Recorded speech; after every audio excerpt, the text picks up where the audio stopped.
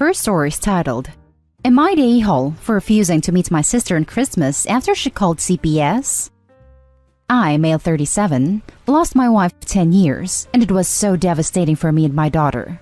It's unfortunate, but life goes on no matter what happens. My family knows how much I struggle as a single dad, and my sister doesn't really get it. She had issues with my late wife in the past, but now started helping with my daughter. She redecorated my daughter's room without my consent. She'd insist I let my daughter go spend days at her house, but my daughter isn't comfortable at her home. She then started calling my daughter with another name, and I'm still trying to understand her logic behind this. I told her to stop doing those things and to be respectful and supportive, and she defended herself saying I'm lashing out of grief. I recently started teaching my daughter to do stuff on her own, like brush her hair, /clean her room, /wash her cups, /make sandwiches while I take care of bigger stuff. My sister said that what I'm doing is wrong, that I'm giving her more than she can handle. She's just a kid, and although I told her I'm teaching my daughter to be more independent, she said that I'm clearly doing this for my own benefits and avoiding responsibility. I got into a fight with her about it, told her she has zero say in this. And the next day, a CPS officer came to my house and took a tour around the house. My first thought was, maybe he got the wrong house, until he started reading the report to me saying that I'm never home, and that I make my daughter do things that aren't her responsibility, neglecting her education. By the way, she's homeschooled, and I'm not taking care of basic hygiene and whatnot. I told the officer my story and explained that I'm adapting as a single parent, and he proceeded to ask my daughter some questions. It was clearly a false report. However, I was told that I will have a permanent record with CPS. I was shaken up by this. I told my family about it, and my younger sister told me that my sister was the one who called CPS after we had a big argument. I was so mad. I confronted her after she hid herself, called her immature and stupid to pull this crap. She's in her 40s, and that she's no longer my sister. Then cut contact. It's been months, and now my dad started bringing her up, knowing how uncomfortable I was. He said that my sister feels sorry for what she did and wanted to talk things out on Christmas dinner. But I said no. He and the others insisted, saying that I should be the bigger person. The family will be incomplete without me and my daughter on Christmas, saying I refuse to be a civil adult to solve the issue that is dividing the family. I yelled and said that my daughter and I don't have to go after what she did. Doesn't matter if she has issues on her own and didn't mean it and was just concerned. What on earth was she so concerned about? They demanded that I at least let my daughter go be with them and her auntie on Christmas. Edit, I don't want my daughter to go, and I plan on going to my in-laws instead. I want to talk to her about it and see what she wants to do. Now for the top comments. Not the a-hole. Calling CPS just because you're angry is wrong. She took time away from children who are being neglected and need help to get back at you.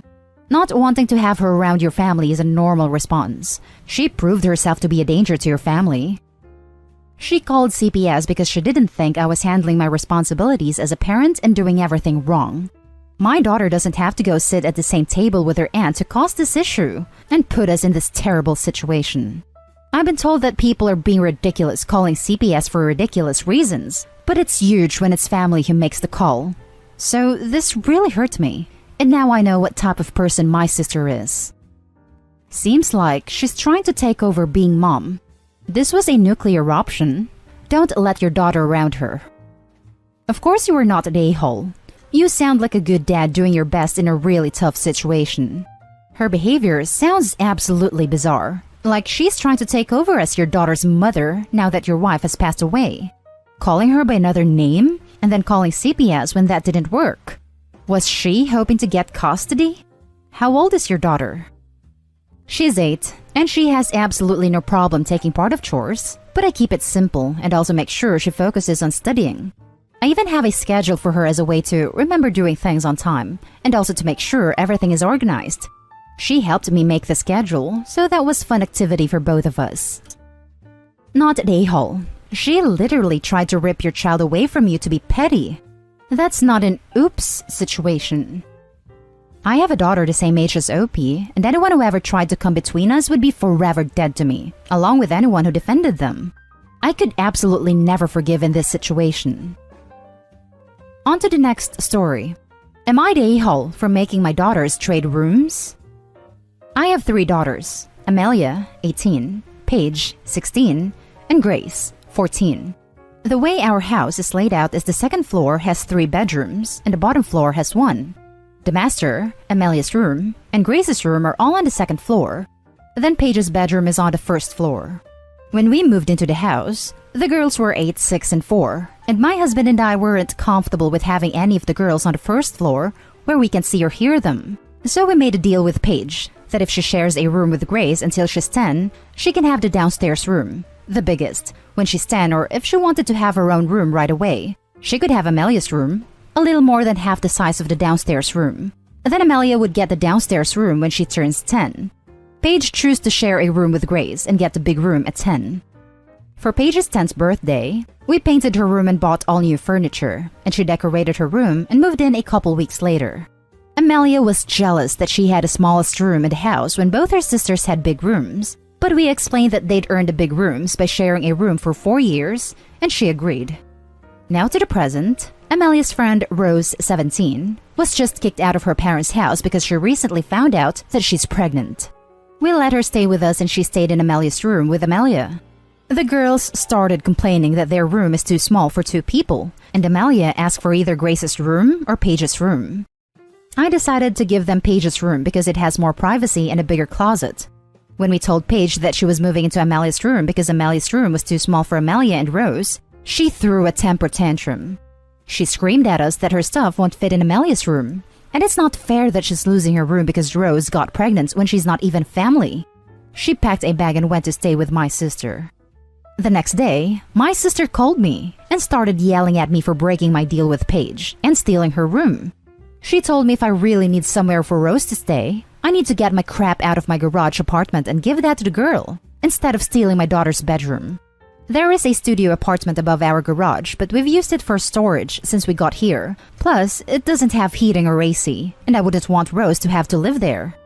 So Reddit, am I the a-hole for stealing my daughter's room? Edit. I wanted to add that Rose isn't a stranger. She's been friends with Amelia since 1st grade. She went on vacations with us. She was at our house more than hers before she got kicked out. She's a 4th daughter to me. You're the a-hole. Plain and simple. Don't make the girl move out of her room because someone who's not family decided to get knocked up. Not only not family, but the friend of the sister that had her own room this whole time. You're the a-hole. The garage apartment is obviously the answer here if you're planning on Rose staying with you for the long term. You can get a small, safe heating/AC unit relatively cheap. You don't really expect anyone else to have to share a room with an infant when there is an actual apartment available. Yes, this. Eventually your oldest daughter Amelia will start complaining about living with a newborn, and then you will have 2 daughters mad at you. It is your house, but she's your middle daughter, and at 16, you could have talked to her first before making a decision for her. Fix the garage, OP. You're the a-hole. Paige is 100% correct. She should not be punished because some random teen got pregnant. The next story is titled, Would I be the a-hole if I don't let my kids' PS5 go over to their dad's house? I am only conflicted on this because I know my kids are much better off here than at their dad's. So, X 34 male and I 32 female share 2 kids. Our daughter is 12 and our son is 10. X and I mostly split parenting time. Technically, I get them more because he works out of town every Thursday and Friday, and he can take them for parenting time then, or most weekends because he stays 3 to 4 days most of the time. So X and I don't really co-parent. We parallel parent, which means we each have our own rules and we don't really come together. It has been this way since the divorce.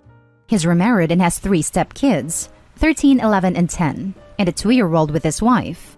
His wife isn't actually bad, and I can talk to her easier at times. But my issue with her has always been she expects me to get her kids stuff too, and I think it's a little much.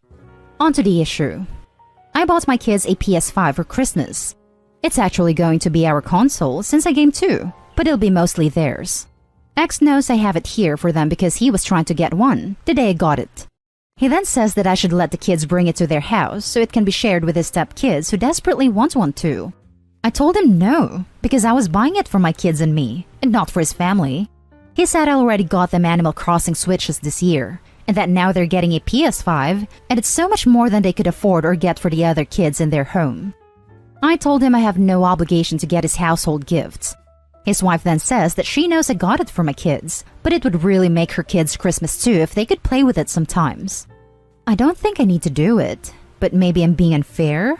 It just feels like the expectation will then be on me to keep getting stuff for both households and their family, when I'm a single mom and they're a two-parent family, which seems really unfair. Am I the a-hole? Now for the top comments. Not the a-hole. You don't owe their kids or their family anything. You bought the console for you to use as well as your kids. If they want their kids to have a PS5, they should get them a PS5. I know they can be hard to get right now, but it's really not your problem. If your kids took it to their house and it broke, who would be getting a new one? It's just a headache all around. I agree. Who'd get a new one after wear and tear, or if it breaks? It's best to avoid unnecessary drama and strain in relationships. Not the a-hole. That's an expensive, non-portable console that seems like it's doomed to get broken by being transported back and forth and played on by other kids as well. I feel like X would just go, too much effort to move it out of here. We should leave it here so it doesn't get broken. OP, it is yours also. Leave it at your house. Info. Do you honestly think if something happened to it at their dad's house, he would or could pay to fix it? Nope. It would be too bad. So sad. And you would say I took the risk in the first place. The last story is titled, Am I the a-hole for suing to overturn my daughter's adoption? I was in a horrible relationship with a woman I'll call Christy. She was a very toxic person, and at best, a borderline alcoholic. I hate to armchair diagnose, but she is spot on for borderline personality disorder. Constant paranoia about everyone and everything, wild mood swings. I realized I had a problem and needed to cut ties with her to move on and fix myself. And that's when she announced that she was pregnant. She stopped drinking while pregnant, but her behavior didn't really change. If anything, it got worse. I blocked her for a few months after there was a particularly bad incident that made me relapse, but I had every intention of being there for my child and made sure she knew that. When she would have been 8 months pregnant, a mutual friend called me and said she had had a stillbirth. I had no reason to not believe that friend, but I just couldn't risk seeing her again and getting sucked back in, so I texted her condolences and have kept her blocked in every way that I could since. 8 years have passed. I married my wife 2 years ago. We have a child, and I just passed 7 years sober. I went back to visit my parents last July, same town, and saw some old friends, some of whom would have known Christy. One mentioned that Christy's daughter just had her postponed birthday party. Her 8th birthday party. That is, this kid would have had the exact due date as Christy's stillbirth. That is, she had my child. Christy married some guy, had 2 more children, and had him illegally adopt my daughter. I now want to sue her to overturn the adoption because she clearly had someone lie to me, so I wouldn't try fighting for my parental rights. I'm devastated that she stole so much time from me, and I want my child to know her family would likely be in a safer, more stable home. My mother's telling me not to because people can change, and it would be confusing for her at this point, but I think I should. You're the a-hole / everyone sucks here. You blocked your pregnant ex. Didn't question or even inquire about a funeral, death certificate. Check up on her. Really, you should have done a quick visit regardless of if you dislike her or not, or anything like that, which is completely your fault, to be honest. Who only texts condolences about the death of their child to the mother? Your daughter, which you don't even know if she's actually yours, is 8 years old, and you've never been in her life. You really don't know anything about their current family life. And just assume that uprooting your estranged daughter who has never met you and doesn't know you at all, and forcing her to live with you, your wife, and your kid, is somehow more stable than where she is currently. Have you even talked to your wife about this as well? My man, this is so far above Reddit's pay grade. It's not even funny. You need a therapist and a lawyer, not a bunch of, almost certainly, teenagers and 20-somethings who are bored at home during the school break. Everyone sucks here. I want my child to know her family and likely be in a safer, more stable home. That likely is carrying a lot of weight here. You want to fight to have your parental rights acknowledged, assuming you are in fact the father, and at least establish some level of visitation. That's entirely justified. But demanding that an 8-year-old be torn from the only family she's ever known, without firm evidence that you're actually rescuing her from something terrible, is hardly going to make things more stable for her. You would be the a-hole if you tried to sue her. Yes, she's an a-hole for her part in this, but you made a choice to block her everywhere and not verify the stillbirth. You took the easy way out by not contacting. By suing now, you would screw up your child. You don't know she has a bad home life. Your baby mama could have turned her life around as well after getting a bit of responsibility. You have 2 possible positive moves. 1, move on and forget. Or 2, keep an eye from the distance through friends and things. You never know if later on she will want a relationship and come looking. Be ready for that.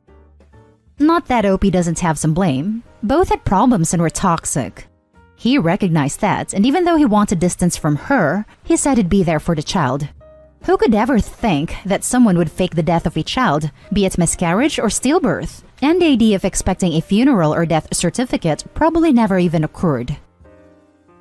And that's the end of this video, folks. As always, leave a comment and hit like and subscribe. And if you want more of this content, turn your notification on to get updated on the latest videos. And I'll catch you with the next one. Stay safe.